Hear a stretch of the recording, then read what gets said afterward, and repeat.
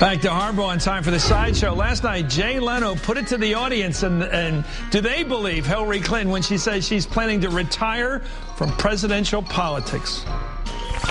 Well, Hillary Clinton was asked by ABC News if she would ever run for president, and she said no. Do you believe her? No. See, I don't think people do. And, you know, she wasn't that... Well, here, take a look. Take a look. Well, never is a long time, so I want to ask you again.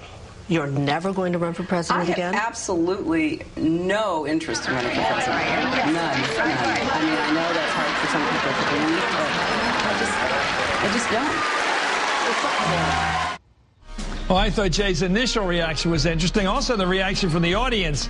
As the great G. McCarthy once said, it's easier to run for president than it is to stop. Now for today's dose of, another dose, I should say, of right-wing mania. Senator Jim DeMint, a Republican from South Carolina, caught some flack from a Democrat recently for not bringing back enough money to his state. So 2 Republican county chairs stepped up to defend him.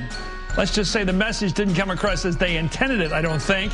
Here's what these 2 fellows, Edwin Merwin and James Ulmer, wrote in the Times and Democrat newspaper this weekend. Quote, there is a saying that the Jews who are wealthy got that way not by watching dollars, but instead by taking care of the pennies, and the dollars taking care of themselves.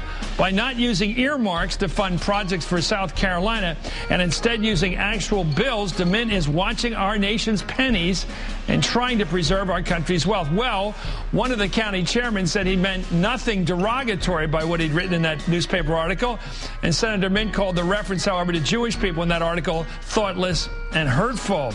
Well, not to be too tough on the South, check out this internet banner out of Pennsylvania.